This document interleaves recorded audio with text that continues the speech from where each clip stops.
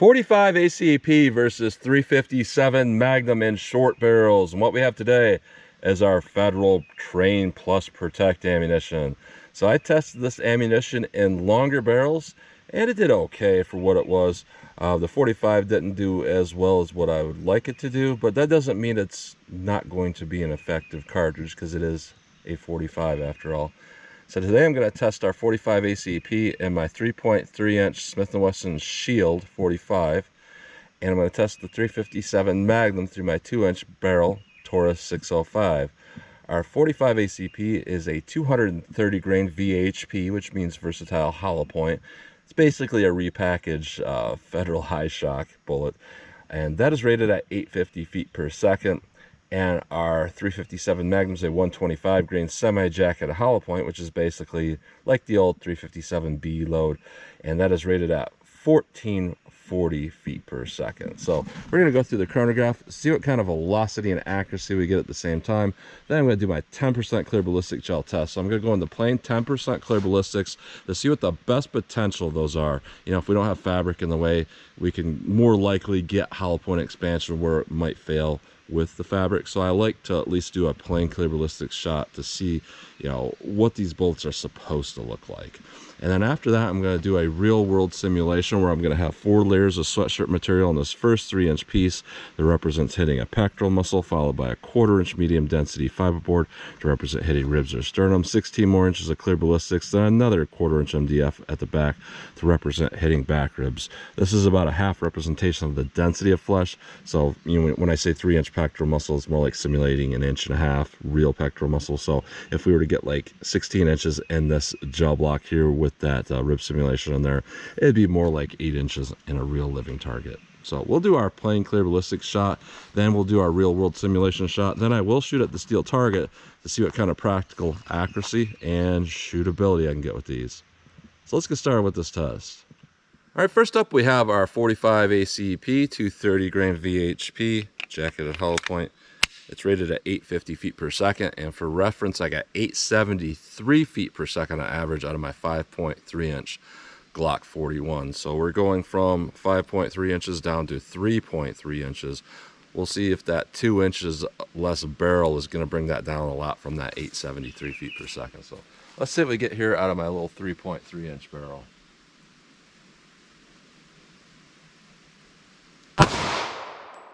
$779. 802, 802, 786, 786. So pretty consistent velocity. I did pull that first shot. So testing the 357 Magnum, I'm going to do single action with this just because I can tell I'm flinching a little bit today, and I would rather not hit my chronograph just so I can look cool by shooting double action. Out of the 4-inch barrel, I was getting 1458 feet per second, and it's rated at 1440 feet per second. That type of velocity usually equates to around 1250-ish out of a snub. Let's see what we get here with our 2-inch barrel.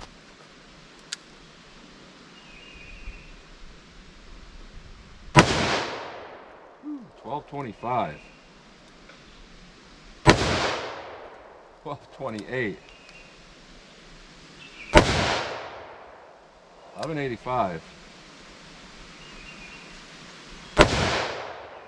1174. Oh, Federal. You showed me how much I flinch. You know what? That was all on me. I had 4 rounds in there. Silly me. Let me wrote it's not a bad round, it was me. But let me put another round in here real quick. One more round here.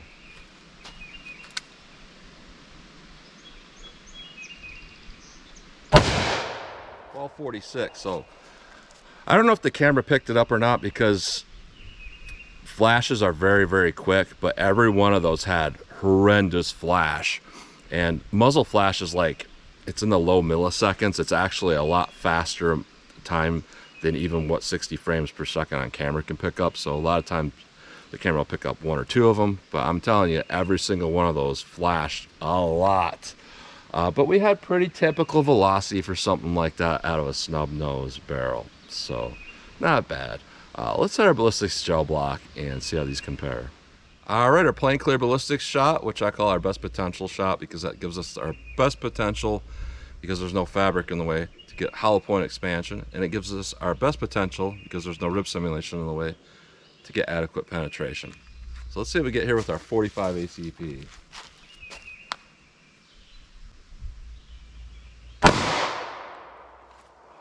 All right.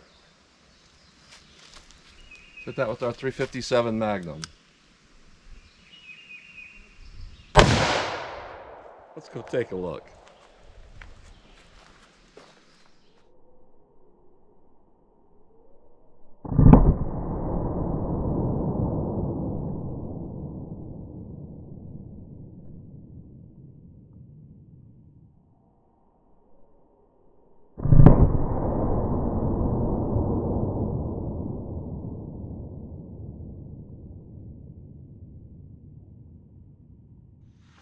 All right, so you might be looking at that 45 and be like, wow, look at that level of damage in there. Not so fast. That is tumbling damage. And when we look at our first 3-inch piece here, you know, you can see a big difference here with our 45 on bottom and our 357 on top.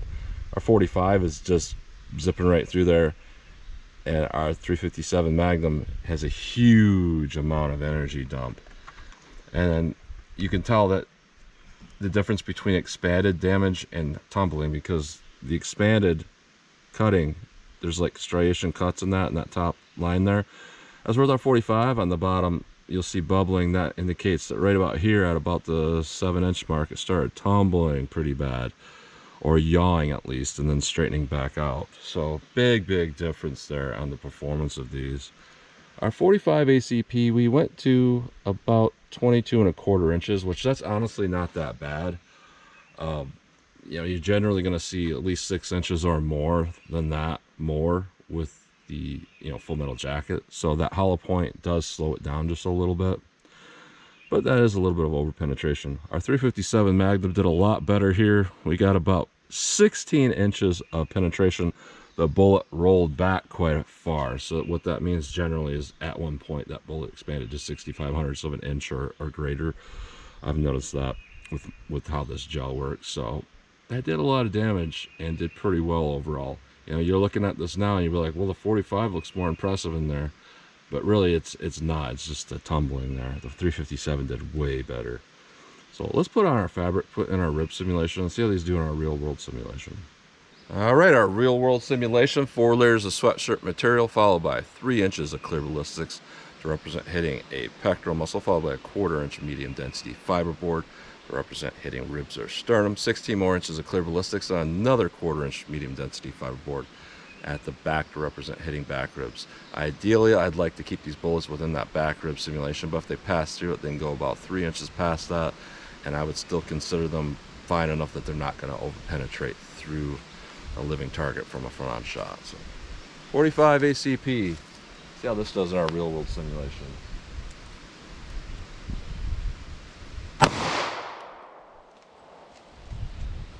All right.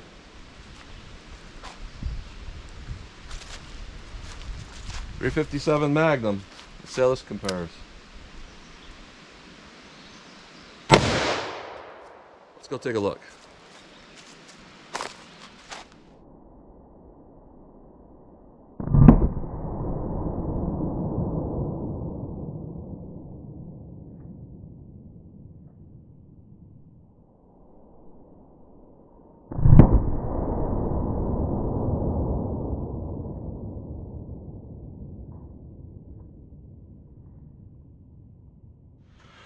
All right, so this pretty much mirrored what we saw in our plain gel shot.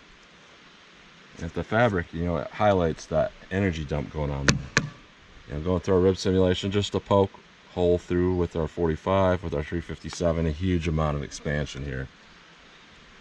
So one thing I like about this test, and Dan the Wolfman pointed this out to me, is that when I use the rib simulation in there, it pretty much brings the numbers that I get in here for penetration down almost exactly to what organic gel gives. That little bit of resistance there with that turns it into about, you know, the same density of organic gel pretty much. So I like that. And we're seeing similar things. Our 45 performed a little bit better in my opinion than what it did going through plain gel. We cracked out the back of that rib simulation there, and yeah, I don't know where that bullet went. Let's see it.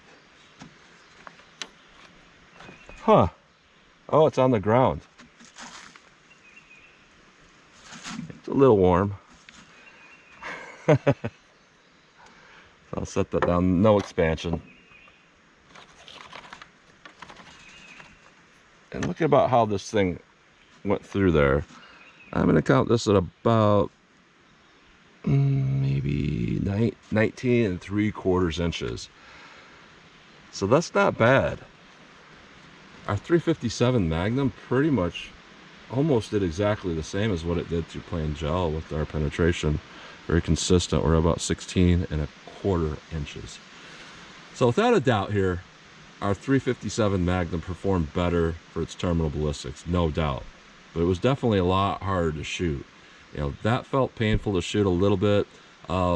It's not so much painful as much as it is, you know, it puts your senses off. It has a lot of flash and quite a bit of muzzle rise. So it's just hard to shoot well. As for our 45, that shoots pretty much like anything else. You know, compared to that 357, that 45 feels like a 9mm to me.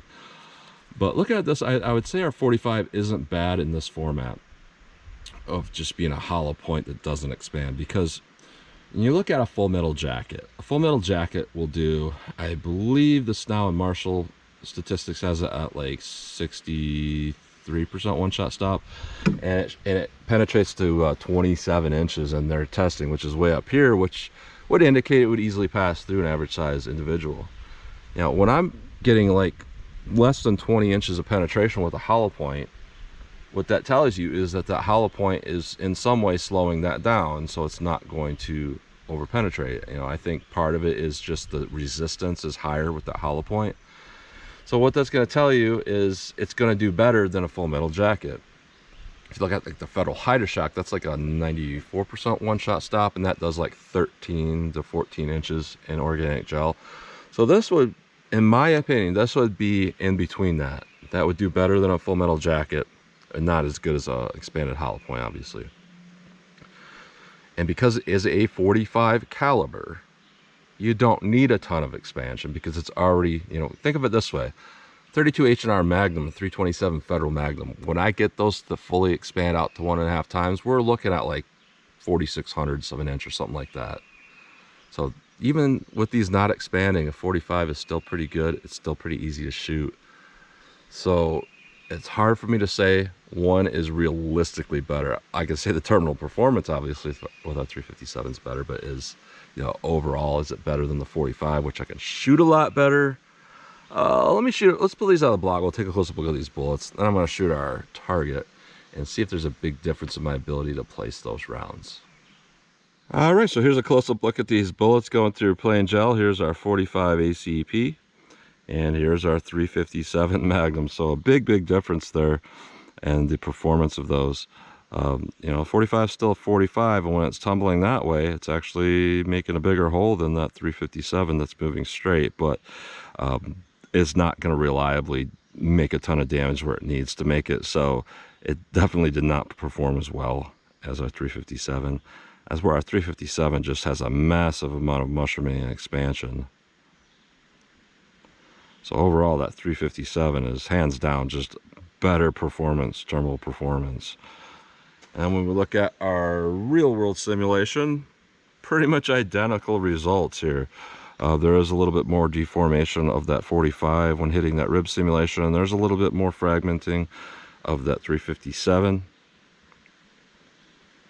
But overall, pretty much the same performance from the plain gel shot. So yeah, again, hands down, our 357 performed as we wanted it to. Our 45 didn't really perform all that well for a hollow point, but it is a big step up from full metal jacket, and I would say the penetration numbers and everything, and being that it is a 45 caliber hole going through there regardless, it didn't do bad. It just didn't do as well as the 357 that actually performed the way we want bullets to perform in these tests. So that's a close-up look at those bullets. All right, 14 yards from the target, which is 42 feet away. So what I'm going to do here is get a sight picture, and then I'm going to try to land these rounds on target as fast as I think I can while still hitting center mass. So I'm not going for groups. I'm just trying to see how quick I can land them accurately center mass. So 45 ACP. Let's see how this does.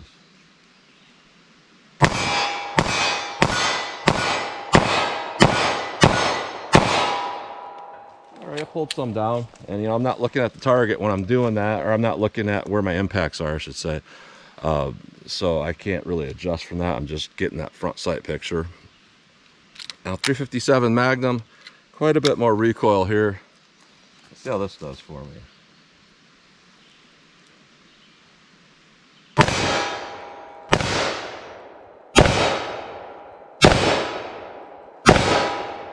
Right, the impact's a little bit high, and I'm flinching a little bit there, and I'm pretty much blinded overall. So looking at this, what this ammo is going to tell you is why there is specifically short-barreled 357 Magnum ammo. That's what this is going to tell you. It performs well, but getting to that performance, you give up a lot of shootability to do that. You give up a lot of tactical advantage. I mean, if you're blinded and the recoil is high and all of that, it becomes hard to use that for self-defense. So the reason why a lot of these snub-nose revolvers are in 357 and not like 38 special only is because they can. It's pretty easy to build something like this with modern metallurgy, so why not just chamber it in 357? Then you have more options. But that comes with the downside. If you just take any 357 Magnum ammo and you shoot it, it's not going to do very well for shootability. So that's why we have short barrel gold dot. We have a whole bunch of other short barrel loads specifically for snubs, so that you can have a little more power than a 38 and a lot more shootability than a 357. So I would not use this particular ammo through a snub. If you did, and if you did land the shots, it's going to do well, but getting to that point is not easy. Now with the 45 here, we definitely can find better ammo for 45 than this, but I will say, if it's between this and a full metal jacket, and you can find this stuff that's not a whole lot more money than a full metal jacket, and you're going to use it to practice with and carry, you're going to be a lot better off than just carrying full metal jacket. And you're also probably going to be a little bit better off than shooting a weak full metal jacket all the time and then going to a plus P 45 auto for defense, because there's going to be a big variance there between the shootability of that carry ammo versus your practice ammo. So it's overall it's not a bad option here. I can't say that this ammo did well, but I can say it's not bad because it is a 45 and our penetration wasn't significantly over penetrating. So very interesting here. That's what you get today. So as always, comment, share, and like, and thanks for watching.